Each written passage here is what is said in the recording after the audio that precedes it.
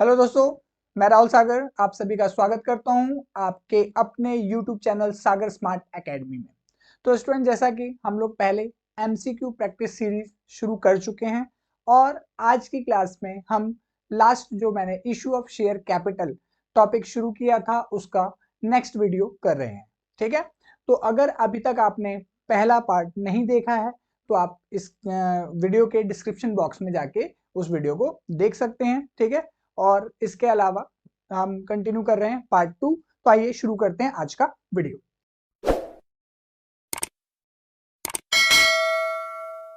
सबसे पहले शुरू करेंगे आज का क्वेश्चन नंबर फर्स्ट और इस सीरीज का क्वेश्चन नंबर 21। ठीक है, तो देखते हैं। Following amount were payable on issue of share by a company, ₹3 on application, 3 on allotment, 2 on first call and 2 on final call. X holding 500 shares. तो X के पास कितने शेयर्स हैं? 500 शेयर्स हैं। ठीक है स्टूडेंट्स, तो देखिए यहाँ पे एक्स के पास कितने 500 शेयर्स की होल्डिंग है and shares paid only application and allotment money, whereas Y holding 400 share did not pay final call. तो amount of calls in arrear will be, तो हमें यहाँ पे कैलकुलेट करना है calls in arrear. What is the meaning of calls in arrear? तो इसमें ध्यान दें, कॉल्स इन एरियर वो अमाउंट होता है जो शेयर होल्डर ने पे नहीं किया है। तो यहाँ पे देखते हैं जरा कैलकुलेशन एक बार। तो सबसे पहले अगर मैं बात करूं, एक्स के पास है 500 शेयर, तो एक्स जो है होल्डर ऑफ दी 500 शेयर, और 500 शेयर में उसने क्या पे नहीं किया है। ठीक है, तो ध्यान समझे, 500 शेयर और उसने सिर्फ एप्लीकेशन एंड अलॉटमेंट पे करी है। तो एप्लीकेशन 3 की और अलॉटमेंट 3 की, यानी कि फर्स्ट कॉल एंड जो फाइनल कॉल है आपकी, जिसे सेकंड एंड फाइनल कॉल कहेंगे, वो आपका ड्यू है।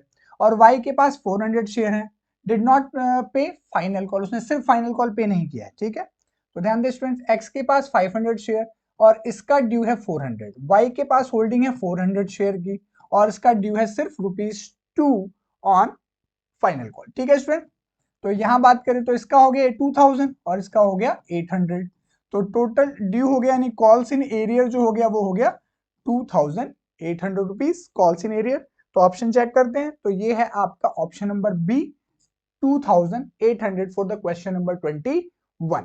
ओके, तो स्टूडेंट्स मूव करते हैं क्वेश्चन नंबर 22 की तरफ। ठीक है, तो 22 क्वेश्चन देखिए क्या कह रहा है।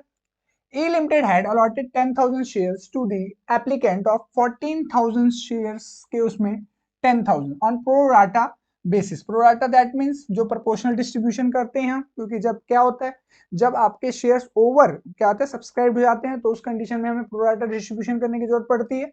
The amount payable on application was ₹2, यानी एप्लीकेशन पे जो अमाउंट है ₹2 है।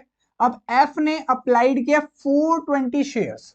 ठीक है, the number of shares allotted and the amount carry forwarded for adjustment against allotment money due from F will be। तो F से हमें कितना अमाउंट, ठीक है, carry forwarded for the adjustment against allotment money पे। ठीक है, तो अब देखते हैं इसमें सबसे पहले ये देखें कि कितने शेयर के लिए क्या है अलॉटेड हुए हैं, किसको, the number of share allotted. ठीक है, तो चेक करते हैं। तो स्टूडेंट ध्यान दे जरा, शेयर अलॉटेड टू, बात करें किसका, तो हमारे पास जो शेयर होल्डर है एफ। ठीक है, तो अलॉटेड टू एफ। तो सबसे पहले यहाँ पे एक बेसिक फॉर्मूला देखिए, सबसे पहले एक प्रोराटा ग्रुप बनाए। प्रोराटा ग्रुप दैट मीन्स यहाँ पे अप्लाइड एंड अलॉटेड का, किसका, अप्लाइड एंड अलॉटेड। तो हमें 14,000 शेयर्स अप्लाइड किए हैं और उन शेयर होल्डर को हमें 10,000 शेयर्स के अंदर क्या करना है, कवर करना है। ठीक है, ओके, तो इसका हमने एक प्रोराटा ग्रुप बना दिया। अब हमें अलॉटेड शेयर निकालना है। तो इसमें ध्यान समझिए, इसका एक बेसिक जनरल फॉर्मूला है कि आपको जो भी कैलकुलेट करना है इस ग्रुप पे आए, जिस ग्रुप में वो है उस ग्रुप पे आए और उसमें जो भी फाइंड करना है उसका एक जो नंबर ऑफ शेयर्स है उसे ऊपर रखें, जो दूसरा है अप्लाइड उसे नीचे रखें और एफ के नंबर ऑफ शेयर्स, जो उनके गिवन नंबर ऑफ शेयर्स हैं, उससे मल्टीप्लाई कर दे, जो कि 420। This is a basic. वैसे आप चाहें तो इसे रेशियो के थ्रू भी कर सकते हैं, दैट मीन्स रेशियो के थ्रू अभी इसके बारे में डिस्कस करते हैं, लेकिन पहले इसको सॉल्व कर लेते हैं। 30 यानी 300 शेयर्स के लिए क्या हुआ, अलॉटेड था, अप्लाइड शेयर जो एफ के हैं वो 420 हैं और अलॉटेड शेयर उसको 300 है। ठीक है, ऑप्शन के हिसाब से देखिए जरा, तो ऑप्शन के हिसाब से वैसे 300 का ऑप्शन एक ही है जो कि ऑप्शन डी होना चाहिए, पर अब कैलकुलेट कर लेते हैं कि जो कितना एडवांस आगे की तरफ कैरी फॉरवर्ड होगा। ठीक है, तो देखिए जरा, अगर इसको सिंपली तरीके से करें तो 420 के लिए एफ ने अप्लाइड किया था, 300 शेयर उसको मिल गए, दैट मींस 120 शेयर, ठीक है, एप्लीकेशन मनी 120 शेयर्स का वो एडवांस हो जाएगा। या दूसरे तरीके से बात करें अगर हम, तो सेम तरीका वही है, money received on, money received on application, app से कितना पैसा मिला होगा हमें, तो क्योंकि उसने 420 शेयर्स के लिए अप्लाई किया है 3 के हिसाब से, ठीक है, तो चेक कर लेते हैं पहले कितना है, एप्लीकेशन मनी जो है 2 रुपीज है, सॉरी, ठीक है, तो यहाँ पे 2 रुपीज, तो ₹2 के अकॉर्डिंग अगर हम बात करें तो टोटल हो जाएगा 840, ठीक है। एंड अगर यूज की बात करें ऑन एप्लीकेशन पे उसका कितना पैसा है, क्योंकि हमने उसे 300 शेयर्स ही दिए हैं तो 300 शेयर के हिसाब से ही पैसा यूज करेंगे उसका, तो बाकी जो रहेगा दैट विल बी एडवांस, जो कि उसका एडजस्ट होगा एप्लीकेशन से अलॉटमेंट की तरफ, ठीक है, तो अलॉटमेंट की तरफ यानी 240, तो यहाँ पे अमाउंट भी आ गया। वैसे इसका आंसर 300 एक ही उसे ऑप्शन से आ गया था, लेकिन बाई चांस अगर 2 ऑप्शन होते तो उस कंडीशन में एडवांस निकालने का तरीका हम यहाँ से कर सकते हैं, तो ऑप्शन डी था। मूव करते हैं अब आपके क्वेश्चन नंबर 23 की तरफ, ठीक है। A company issued 4,000 equity share of 10 each at par payable on as under on application 3 rupees, allotment पे 2, जो हमारा फर्स्ट कॉल है उस पे 4, फाइनल कॉल पे ₹1 per share, application were received for 13,000 shares, application 3,000 shares were rejected and pro rata allotment was made to the application for 10,000 shares. How much amount will be received in cash on first call और excess application money जो है वो adjust करना है किसकी तरफ, allotment पे, और जो बचेगा वो कॉल की तरफ। आई होप क्वेश्चन समझ में, थोड़ा लेंथी क्वेश्चन है तो थोड़ा सा इसको शॉर्ट करने की कोशिश करते हैं, ठीक है। शॉर्ट करने की कोशिश इस तरह से, सबसे पहले यहाँ पे हम देखेंगे applied and allotted, applied and allotted के बारे में बात करेंगे। तो हमारे पास कितने शेयर एप्लीकेशन में आए, तो हमारे पास एप्लीकेशन में आए 13,000 शेयर्स, देना कितना है उनको 4,000 शेयर, तो ये पहले आप ऐसे बनाए 13,000 और उनको कितना देना है हमें 4,000, ये फर्स्ट सिनेरियो है हमारे पास जनरल सिचुएशन, ठीक है। ये एज अ बहुत लॉन्ग क्वेश्चन जो होते हैं उनके लिए वर्किंग नोट का काम करता है, जिससे क्वेश्चन आपका बहुत सिंपल हो जाता है, ठीक है। समझें किस तरीके से, अब 3,000 जो एप्लीकेशन थी उनको हमने रिजेक्ट कर दिया, एप्लीकेशन रिजेक्ट दे दिया, तो दैट मीन 0 शेयर्स, अब बचे कितने, जो 10,000 हमारे पास शेयर थे उनको हमने प्रोराटा, यानी ये ग्रुप जो है ये प्रोराटा ग्रुप है 10,000 का 4,000 पे, ओके, आई होप समझ गए होंगे। अब हम बात करने वाले हैं एप्लीकेशन की, तो कॉल्स की बात करें तो application allotment first call and second call, ठीक है, कितने का है, तो 3 application, 2 allotment, first call 4 and 1, तो 3,241, 3,241 एंड सेकेंड कॉल पे ₹1। अब हमें क्या करना है, हमें देखना ये है कि फर्स्ट कॉल पे कितना पैसा, ध्यान समझिए, due on allotment in calls, यहाँ पे कैश रिसीव, कितना पैसा फर्स्ट कॉल पे रिसीव होगा। अब ये फर्स्ट कॉल डायरेक्टली क्यों पूछ रहा है, तो इसको समझने की कोशिश करते हैं, ठीक है। अब देखिए money received on application, money received on application in 10,000, क्योंकि 3,000 को तो हमने रिजेक्ट कर दिया, तो 10,000 शेयर से हमें 3 रुपीज के हिसाब से 30,000 रिसीव होगा। लेकिन used on application, used on application that means क्योंकि 4,000 ही शेयर हम क्या किया, हमने इशू किए हैं, तो हम 4,000 शेयर का पैसा ही क्या कर सकते हैं, यूटिलाइज कर सकते हैं एप्लीकेशन पे। बाकी हमें कहाँ ले जाना पड़ेगा, एडवांस टू द अलॉटमेंट, ठीक है, यानी ये अभी एडवांस है टोटल कितना 18,000, जिसमें से हम अलॉटमेंट पे कितना यूज कर सकते हैं, क्योंकि हमारे पास पैसा जो है वो बहुत ज्यादा है, ठीक है। देखो किस तरीके से, क्योंकि 4,000 के हिसाब से अगर देखें अलॉटमेंट 2, यानी अलॉटमेंट पे भी उन शेयर होल्डर्स को पैसे भिजवाने की जरूरत नहीं है, क्योंकि इतना एडवांस है, दैट मीन्स क्योंकि 8,000 तो ये हो गया 10,000 advance for the first call, advance for ये फर्स्ट कॉल हो गया, ठीक है। अब बात करेंगे यूज्ड, अब ड्यू यहां पे निकाल लेते हैं, ड्यू ऑन फर्स्ट कॉल, ठीक है। तो फर्स्ट कॉल पे ड्यू की बात करें तो क्योंकि हमारे पास 4,000 और कॉल है 4 रुपए की, टोटल 16,000 रुपए की रिक्वायरमेंट पड़ेगी टोटल ड्यू एक्चुअल, ठीक है, जिसमें से हमारे पास 10,000 का एडवांस है। तो इसका मतलब एक्चुअल एरियर मतलब सॉरी एक्चुअल जो रिसीव्ड होगा, ठीक है, ऑन फर्स्ट कॉल वो कितना होगा 6,000, ठीक है। तो काफी लेंथी क्वेश्चन था, लेकिन आप देख सकते हैं थोड़ा सा शॉर्ट फॉर्म करें उसको, थोड़ा शॉर्ट तरीके से, वैसे यहाँ पे समझाने के लिए मैंने बहुत प्रॉपर तरीके से लिखा है, आप इसे थोड़ा और सिंप्लीफाई करके लिख सकते हैं जिससे कि आपका टाइम कंज्यूम कम होगा, ठीक है। तो ओके, मूव करते हैं नेक्स्ट क्वेश्चन की तरफ। Now question number 24, a company purchased a building for 12 lakh, out of which 2 lakh were paid in cash. Balance amount was paid by issue of equity share of 10 each at 25% premium. How many shares will be issued by the company? तो ये है आपका question purchase consideration का, और बहुत important question है क्योंकि इसका एक सेपरेट क्वेश्चन भी 3 नंबर का पूछा जा सकता है एग्जाम में, ठीक है। तो अब समझते हैं पहले कि नंबर ऑफ शेयर इशूड निकाला है, ठीक है। तो नंबर ऑफ शेयर इशूड का फॉर्मूला क्या बना सकते हैं, ठीक है। तो यहाँ पे समझा देता हूं मैं, नंबर ऑफ शेयर इशूड, ठीक है। तो issued number of share issued निकालने का एक जनरल फॉर्मूला ये है कि जो भी टोटल वैल्यू है, टोटल वैल्यू या टोटल ड्यू जो भी हमारे ऊपर आएगा, उसमें से जितना आपने कैश पे या कैश पेड या बैंक बैलेंस से पे कर दिया हो, ठीक है, उसको माइनस करें, और उसके बाद जो फेस वैल्यू ऑफ शेयर है, और ध्यान से समझे स्टूडेंट्स, ये डिबेंचर में भी सेम तरीके से एप्लीकेबल होता है, ठीक है। अब यहाँ पे क्योंकि प्रीमियम है, ठीक है, और शेयर्स सिर्फ premium as per the rule किसके, कंपनी एक्ट 2013 के हिसाब से हमारे जो शेयर्स हैं वो सिर्फ प्रीमियम पे इशू हो सकता है, डिस्काउंट पे इशू नहीं हो सकते।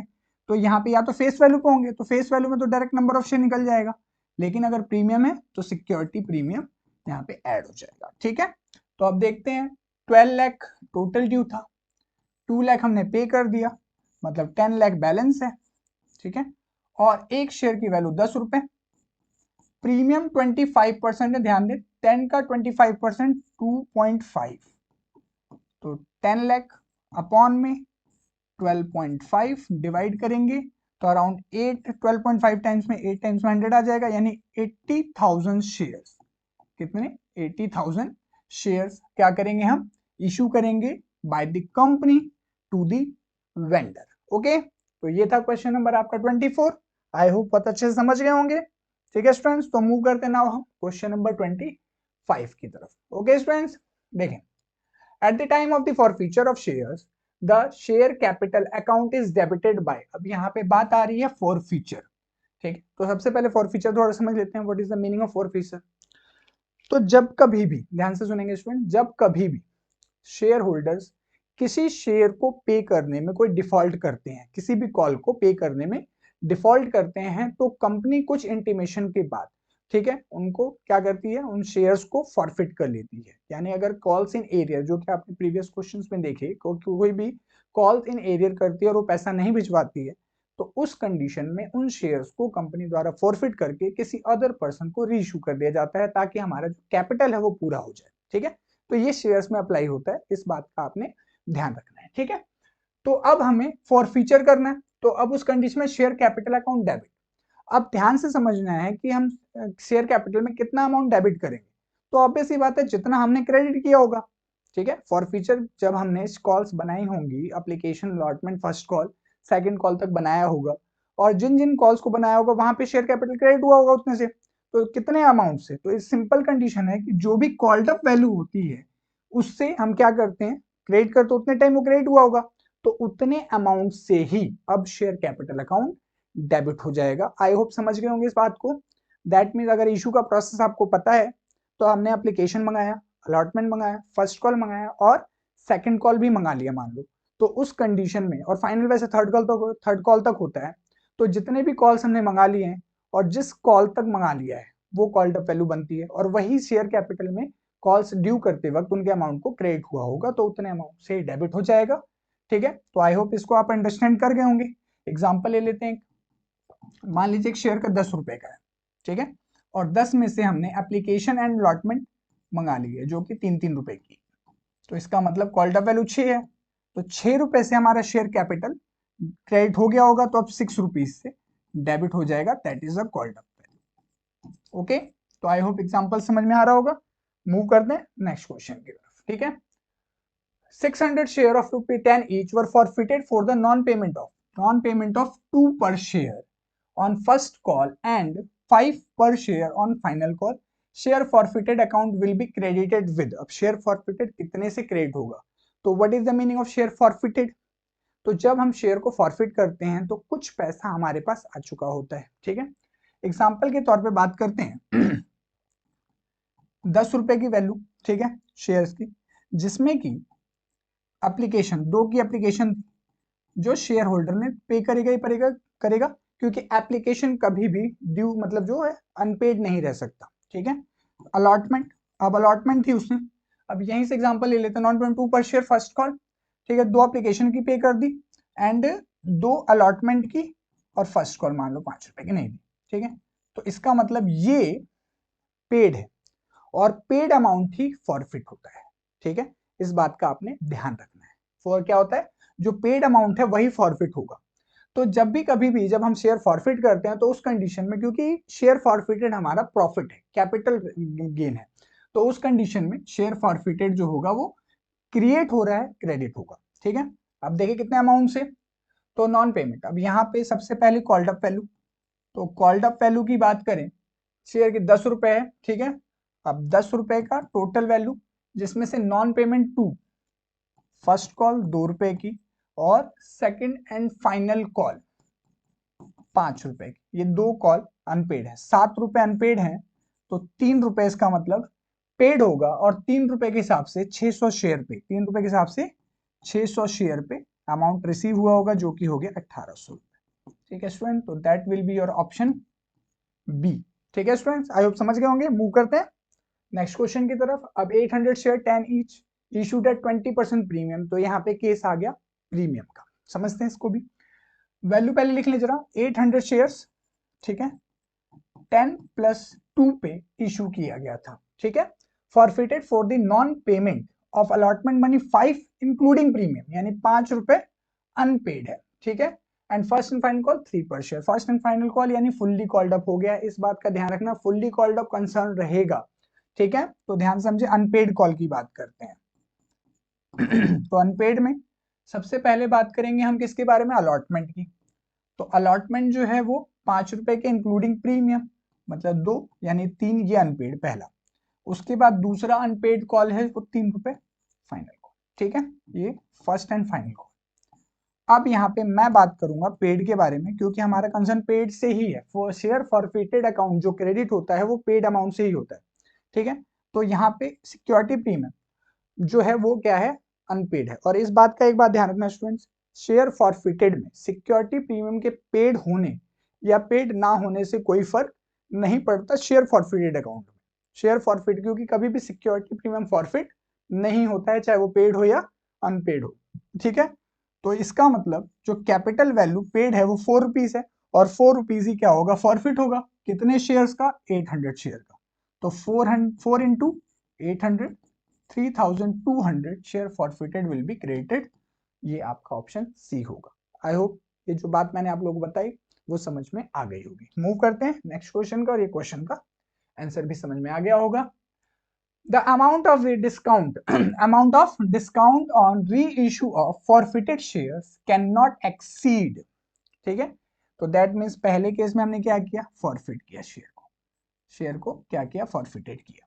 अब शेयर को फॉरफिट किया है तो हमें तो उसका कैपिटल को पूरा करना है, देन उस शेयर को हम री इशू कर देते हैं, क्या करते हैं, फॉरफिटेड शेयर्स को अगेन किसी अदर पर्सन को री इशू करते हैं, ठीक है। अब री इशू के टाइम पे हमसे पूछा जा रहा है कि व्हाट इज द डिस्काउंट, कब कितने से एक्सेस नहीं हो सकता।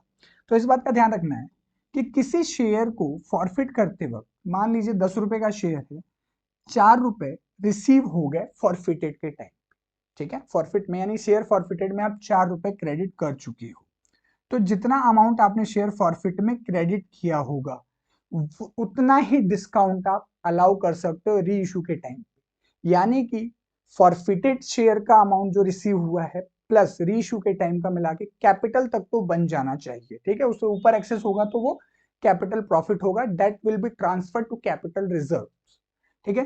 इस बात को ध्यान से समझ लें। तो 4 रुपए हमें फॉरफिट के टाइम पे रिसीव हो चुका है तो उस कंडीशन में 4 से ज्यादा का हम डिस्काउंट प्रोवाइड नहीं कर सकते।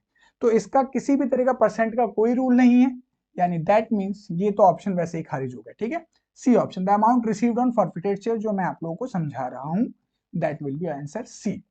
द अमाउंट नॉट रिसीव, तो ध्यान, तो नॉट रिसीव तो फॉरफिट होता ही नहीं, क्योंकि कंडीशन यही है। ठीक है, कि जो अमाउंट हमें रिसीव हुआ नहीं वो फॉरफिट हो ही नहीं सकता, तो दैट में ऑप्शन सी बनेगा।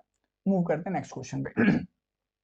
Discount allowed on reissue of forfeited share in debited to, जो डिस्काउंट, ध्यान समझे, वो शेयर को फॉरफिट करते वक्त, अब शेयर फॉरफिट करा, उसमें शेयर फॉरफिटेड आपने क्रेडिट किया। ठीक है, यानी जब आपने फॉरफिट किया शेयर्स को, ठीक है, फॉरफिट किया, तो उस कंडीशन में आपने share forfeited account, share forfeited account को क्या करा, क्रेडिट करा। अब जब उसे हम री इशू कर रहे हैं, क्या कर रहे हैं, री इशू कर रहे हैं, तो जो भी डिस्काउंट अलाउड करेंगे, जो भी डिस्काउंट अलाउड करेंगे, that will be again share forfeited में जाएगा पर डेबिट में। ठीक है ना, तो दैट मीन्स ये फॉरफिट करते वक्त का प्रॉफिट, ये रीइशू करते वक्त का लॉस माना जाएगा। क्या मान जाएगा, लॉस माना जाएगा। जो आप डिस्काउंट, जो लास्ट क्वेश्चन में हमने ये देखा, the amount receive on forfeited share, यानी फॉरफिटेड के टाइम पे डिस्काउंट जो अलाउड करेंगे, दैट विल बी, ठीक है, वो शेयर फॉरफिटेड के कहां जाएगा, डेबिट में जाएगा। क्लियर है, तो यहाँ पे, अब यहाँ पे share forfeited debited to share forfeited account. ठीक है, तो ऑप्शन बी जो होगा वो आपका आंसर होगा। मूव करते हैं नेक्स्ट क्वेश्चन की तरफ। A limited forfeited 500 share of 10 each, fully called up for non-payment of final call 3। 500 share है, नॉन पेमेंट 3, 10 रुपए में से 3 की फाइनल कॉल उन्होंने पे नहीं करा। अब इसमें से ध्यान दे, पार्शियल 300 शेयर्स वर रीइशूड एट 9 पर शेयर, 9 रुपए पर शेयर पे रीइशू किया। फुल्ली पेड अप, ये फुल्ली पेड अप वर्ड है, that will be transfer to, reissue के टाइम पे जब हम एंट्री करते हैं तो वो शेयर कैपिटल में जाता है। ठीक है, तो अभी यहाँ पे बात करते हैं, were issued, what is the amount of to be transfer to capital reserve. तो पहले से जरा शेयर फॉरफिटेड से लेके और हम पहले समझ लेते हैं रीइशू तक के कंसर्न में, और फिर ट्रांसफर टू कैपिटल रिजर्व की एंट्री, फिर आपको ये बेटर तरीके समझ में आ जाएगा। ठीक है, तो समझते पहले, सबसे पहले अगर आप शेयर फॉरफिट करते हो, और अभी हम प्रीमियम वाला केस नहीं करेंगे, नॉर्मल केस के बारे में बात करेंगे। ठीक है, तो सबसे पहले जब शेयर फॉरफिट करते हैं तो शेयर कैपिटल अकाउंट डेबिट होता है। ठीक है, और to share forfeited account credit होता है। और उसके बाद यहाँ पे कॉल्स इन एरियर या जनरली कॉल्स जो अनपेड हैं उन कॉल्स के नाम को लिखा जाता है। ठीक है स्टूडेंट, तो यहाँ पे शेयर फॉरफिटेड क्रेडिट होगा जो अमाउंट, अब जैसे 10 का शेयर था टोटल वैल्यू, ठीक है, हमने 7 रुपए अनपेड था, 3 रुपए फॉरफिट कर लिया। ठीक है, दूसरी एंट्री, अब रीइशू, उन फॉरफिटेड शेयर को, अभी एक शेयर लिया मैंने तो फॉरफिटेड शेयर को हमने रीइशू कर दिया। रीइशू के टाइम बैंक अकाउंट डेबिट होगा, बैंक अकाउंट डेबिट होगा। अब यहाँ पे जो लॉस हुआ है, यानी अगर हम शेयर को उसके फेस वैल्यू से कम पे रीइशू कर रहे हैं तो शेयर फॉरफिटेड डेबिट होगा। और एक बात ध्यान दें, अगर ज्यादा पे रीइशू कर रहे हैं, यानी 10 रुपए का शेयर 11 पे रीइशू हो रहा होगा, तो उस कंडीशन में सिक्योरिटी बेनिफिट लॉस तो हुआ नहीं, तो वो पैसा जो एक्सेस है वो सिक्योरिटी प्रीमियम रिजर्व में चला जाता है। ठीक है, तो सिक्योरिटी प्रीमियम रिजर्व में जाएगा तो लॉस नहीं होगा, तो जो प्रॉफिट होगा that will be transfer to, अभी आगे बात करेंगे, पहले यहाँ पे शेयर कैपिटल के बारे में बात कर लेते हैं। अब ये, अब 10 रुपए का शेयर 9 रुपए पे इशू कर दिया, तो 10 का शेयर फुल्ली पेड 9 रुपए पे इशू के, 1 का लॉस हुआ, तो दैट मीन्स यहाँ पे 3 का प्रॉफिट 1 का लॉस, तो जो अमाउंट बचा share forfeited account debit to, that will be transfer to capital reserve. ठीक है, तो कितना आ जाएगा डिफरेंस, 3 और 1 का डिफरेंस। ठीक, अब क्वेश्चन पे आते हैं, क्वेश्चन को समझते हैं, क्वेश्चन क्या कह रहा है।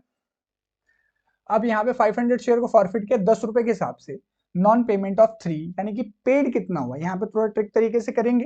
ठीक है, पेड कितना हुआ, तो 500 शेयर्स पेड हुआ 7 रुपीज, यानी 3500, ये पेड वाला अमाउंट है ना, तो 3500 जो हमारा क्या हो गया, शेयर फॉरफिट क्रेडिट में चला गया। अब बात करेंगे लॉस की। रीइशू करते वक्त 9 रुपए पे रीइशू किया, लेकिन ध्यान दे 300 शेयर्स को, अब क्योंकि कंसर्न रीइशू के साथ, ध्यान दो जितने शेयर को फॉरफिट किया, अगर वो सारे रीइशू नहीं कर रहे हो तो आपको प्रपोर्शनल शेयर फॉरफिटेड क्रेडिट निकालना पड़ेगा। ठीक है, तो यहाँ पे 500 शेयर पे 7 रुपीज के हिसाब से 3500 है, लेकिन री इशू के टाइम पे 300 किया है, तो 300 के हिसाब से शेयर फॉरफिटेड निकालेंगे, प्रोपोर्शनल कर देते हैं इसको, इस बात का ध्यान रखेंगे। ठीक है, अब यहाँ पे मैं ये पता है कि 7 रुपीज 1 पर शेयर पे 7 रुपीज का फायदा है, तो उसके साथ प्रोपोर्शनल कर दिया 2100। अब री इशू करते वक्त 1 रुपए पर शेयर का क्या हुआ है, लॉस हुआ है, तो ये 300 आ गया, यानी 1800 will be transfer to capital reserve. ठीक है, तो ये 1800 that will be option D, D option हमारा सही होगा। ठीक है स्टूडेंट्स, में 2-3 केसेस मैंने आप लोगों को समझाए, अच्छे समझ गए होंगे। मूव करते हैं नेक्स्ट क्वेश्चन पे। L limited forfeited 400 share 10 each, 7 called up, ध्यान दे 7 कॉल्ड अप। ठीक है, 400 share, 10 face value, called up value 7, और उसमें नॉन पेमेंट फर्स्ट कॉल 2 पर शेयर, यानी unpaid call, unpaid call 2 rupees, यानी पेड कितना हुआ, मेन कंसर्न हमारा पेड के साथ ही है जो कि हुआ 5 रुपीज। ठीक है, अब इसमें से क्योंकि 400 शेयर फॉरफिट किया, लेकिन कंसर्न री इशू के साथ ही है, क्योंकि क्रेडिटेड, जब शेयर फॉरफिटेड आप क्रेडिटेड बनाओगे, शेयर फॉरफिटेड क्रेडिटेड अकाउंट बनाओगे, जो क्रेडिट बनाना है वो री इशू के अकॉर्डिंग होता है, तो 300 5 रुपीज पेड, यानी कि 1500। ठीक है स्टूडेंट्स, 1500। एंड अब उसमें रीशू कितने पे ध्यान दो, वर रीशू 6 पर share, 7 paid up, 7 paid up that will B capital value. अब 7 रुपीज का शेयर 6 रुपीज में हमने रीशू कर दिया, 1 रुपीज पर शेयर लॉस हुआ, तो लॉस देखें जरा, यानी डेबिट 300 इंटू 1, तो ये आ गया 300, तो यानी 1200 will be transfer to capital reserve. ठीक है, तो 1200 ऑप्शन देखे, option B will be the correct one, transfer to capital reserve में कितना अमाउंट ट्रांसफर हुआ। ठीक है, मूव करते हैं नेक्स्ट क्वेश्चन पे। R limited forfeited 600 share 100 each, अब यहाँ पे 600 शेयर्स हैं, फेस वैल्यू 100 रुपीज पर, मेन हमारा कंसर्न कॉल्ड अप वैल्यू के साथ जो कि 70 है। फिर देखें जिसमें से पे कर दिया एप्लीकेशन अलॉटमेंट 50 पर शेयर, तो पेड वैल्यू ऑलरेडी हमें गिवन है, तो निकालने की जरूरत नहीं है, क्योंकि इसी से ट्रांसफर करेंगे, ट्रांसफर टू शेयर फॉरफिटेड में कितना पैसा आएगा। ठीक है, तो यहाँ पे अब इसमें से 400 शेयर को रीइश्यू करा, तो अगर मैं क्रेडिट की बात करूं शेयर फॉरफिटेड, तो 400 शेयर्स के ऊपर, 400 नहीं सॉरी स्टूडेंट्स, 300, अच्छा सॉरी 400, ठीक है, क्रेडिट 400 शेयर के ऊपर 50 का प्रॉफिट है, यानी जो आ गया 20,000। ओके, अब रीइश्यू किया, Naresh fully paid up 4 rupees 110, तो प्रीवियस टू प्रीवियस क्वेश्चन में मैंने इस पर डिस्कस किया था कि अगर शेयर क्या किया जाए, अगर शेयर को फेस वैल्यू से ज्यादा पे रीइश्यू किया जा रहा है, दैट इसका मतलब ये हुआ कि उस शेयर को रीइश्यू करते वक्त हमें कोई लॉस नहीं हुआ है, that will be transfer to, किस में चला जाएगा, वो सिक्योरिटी प्रीमियम रिजर्व में, जो ओवर पैसा है 100 प्लस जो ये 10 है, 100 plus 10 rupees transfer to security premium reserve, तो लॉस हुआ नहीं, इसलिए डेबिट कुछ भी नहीं आएगा। ठीक है, तो डेबिट कुछ भी नहीं हुआ, अब डेबिट कुछ भी नहीं है, लॉस यानी रीइश्यू के टाइम पे कोई लॉस नहीं है, तो पूरा पैसा ये 20,000 चला जाएगा ट्रांसफर टू कैपिटल रिजर्व, जो कि ऑप्शन है डी। ऑप्शन ध्यान दो, सिक्योरिटी प्रीमियम रिजर्व एक अलग टाइप का अपना रिजर्व है, इसलिए उसे शेयर फॉरफिटेड में जोड़ने की जरूरत नहीं होती है। शेयर फॉरफिटेड में वही पैसा, जितना पैसा क्रेडिट को, अगर डेबिट लॉस हो रहा है तो डेबिट होगा, अदरवाइज डेबिट नहीं होगा। ठीक है, तो मूव करते हैं नेक्स्ट क्वेश्चन पे। तो यहाँ पे समझ में आ गया होगा, दो चीजें वो हमने इसमें डिस्कस किया। P limited forfeited 150 share 10 each, issued at premium 2, अब यहाँ प्रीमियम केस 150 शेयर 10 प्लस 2 में रीइश्यू किया गया था, नॉन पेमेंट फाइनल कॉल 3 पर शेयर, अनपेड, अनपेड कॉल देखें तो 3, इसका मतलब पेड कितना हुआ, अब पेड 7 प्लस 2 है। ठीक है, लेकिन मैंने आप लोगों को बताया था कि सिक्योरिटी प्रीमियम जो होता है वो फॉरफिट नहीं होता, तो इसका मतलब ये वैल्यू ही फॉरफिट माना जाएगा। ठीक है, यानी 150 शेयर्स पे 7, लेकिन अब रीइश्यू कितना किया, ध्यान दें, out of these 100 share, 100 share को हमने क्या किया, रीइश्यू किया है, तो 100 शेयर के हिसाब से बात करेंगे यहाँ पे। ठीक है, तो 100 शेयर के हिसाब से 7 रुपए पर शेयर का हमें प्रॉफिट हुआ, जो कितना आएगा 700। ठीक है स्टूडेंट, आप समझ में आ रहा होगा अच्छे से। और रीइश्यू कर दिया 11 पर शेयर, तो फिर दोबारा लास्ट क्वेश्चन का ही वो बनता कंसर्न की, 11 पर शेयर एंड सिक्योरिटी प्रीमियम पे रीइश्यू किया, यानी क्रेडिट अमाउंट तो ये हो गया, डेबिट कुछ भी नहीं हुआ 0, यानी 700 पूरा का पूरा ट्रांसफर टू कैपिटल रिजर्व। ठीक है, तो ऑप्शन चेक करते हैं, ऑप्शन ए है हमारा 700। ठीक है, इसमें डायरेक्ट आप आंसर निकाल के आंसर पे मार्क करेंगे, क्योंकि बाकी इसमें कोई भी जो अदर ऑप्शन बनेगा नहीं और वो सही होगा भी नहीं। T limited forfeited 300 share 100 each 70 called up. ठीक है, तो 300 शेयर्स हैं जो वैल्यू 100 पे इशू किए गए हैं, कॉल्ड अप है 70, कॉल्ड अप वैल्यू 70, और for the non payment of first call 20 पर शेयर। नॉन पेमेंट यानी अनपेड कॉल कितना है, अनपेड है 20 पर शेयर। तो अगेन पेड कितनी वैल्यू, पेड वैल्यू 50। ठीक है, अब इसमें से 200 शेयर को 200 शेयर को रीइशू किया गया है, तो दैट मींस रीइशू के टाइम पे पहले सबसे पहले फॉरफिटेड क्रेडिट की बात कर लेते हैं, तो वो आ गया 10,000। अब उसमें से कह रहा है रीइशू एट 60 पर share 70 paid up value, 70 transfer करना है, ध्यान दो ये फाइनल कॉल इसका मतलब बनाना होगा 30 का। 70 जो पेड अप वैल्यू ट्रांसफर करा है कैपिटल में, तो यही इसी के अकॉर्डिंग देखना होता है कि कितने पे रीइशू किया। तो 70 रुपीज का शेयर 60 में, ठीक है 70 इसलिए बोल रहा हूँ क्योंकि अभी उसमें और कॉल मंगानी जो है बाकी रह रही होगी। ठीक है, मतलब फाइनल कॉल अभी तक बनाया नहीं है। तो 10 रुपए पर शेयर का लॉस हो गया यानी डेबिट, तो ये क्रेडिट हो गया, और 2000 का क्या हो गया, डेबिट हो गया। मतलब 8000 will be transfer to capital reserve. ठीक है, 8000 ऑप्शन होगा B. Okay students, I hope समझ में आ रहे होंगे। तो इसमें हर क्वेश्चन में कुछ ना कुछ थोड़ा नया है, उसके हिसाब से मैंने समझाने की कोशिश की है। मूव करते हैं नेक्स्ट क्वेश्चन पे। कह रहा है IISL limited forfeited 10,000 shares 10 each issued 20% premium. ठीक है, तो 1,10,000 शेयर्स हैं 10 रुपए के 20% प्रीमियम पे, non payment of first call 2 पर शेयर एंड फाइनल कॉल 3 पर share, share forfeited account will be credited. तो शेयर फॉरफिटेड अकाउंट यहाँ पे क्रेडिट पूछा गया है, तो ध्यान से समझेंगे। 1,10,000 शेयर्स हैं जिसमें कि 10 रुपए इशू यानी 10 + 2 पे इशू किए गए for the non payment of, अब इनको फॉरफिट किया गया कितने, नॉन पेमेंट ऑफ 2 पर शेयर यानी अनपेड की बात कर लेते हैं। तो अनपेड इसमें 2 रुपीज पर शेयर है। ठीक है, एंड फाइनल कॉल 3 पर शेयर, टोटल कितने हो गए 5 रुपीज हो गया, यानी कि 10 में से 5 अनपेड है, तो 5 क्या हुआ, पेड हुआ। अब स्टूडेंट ध्यान से समझें, यहाँ पे मैंने आपको पहले भी बताया कि 2 रुपीज जो सिक्योरिटी प्रीमियम है वो फॉरफिट नहीं होता है। तो फॉरफिट क्या होगा, 5 रुपीज पर शेयर। तो 1,10,000 शेयर्स 5 रुपीज पर शेयर के हिसाब से 5,50,000 शेयर कैपिटल में क्या है, सॉरी शेयर फॉरफिटेड अकाउंट में क्रेडिट होना चाहिए। तो ऑप्शन बनेगा ए, दैट विल बी। ठीक है, तो आपका आंसर क्या बनेगा 5,50,000। ओके स्टूडेंट्स, तो आई होप अभी आप लोगों को समझ में आ गया होगा। और स्टूडेंट्स अगर आप लोगों को समझ में अच्छे से आ रहे हैं, क्वेश्चन अच्छे लग रहे हैं, तो हमारे वीडियो को लाइक करें, अपने फ्रेंड्स के साथ शेयर करें। ठीक है, और किसी भी तरीके की कोई डाउट्स हो, किसी तरह का कोई कॉम्प्लीमेंट हो, तो उसके लिए आप हमें कमेंट कर सकते हैं।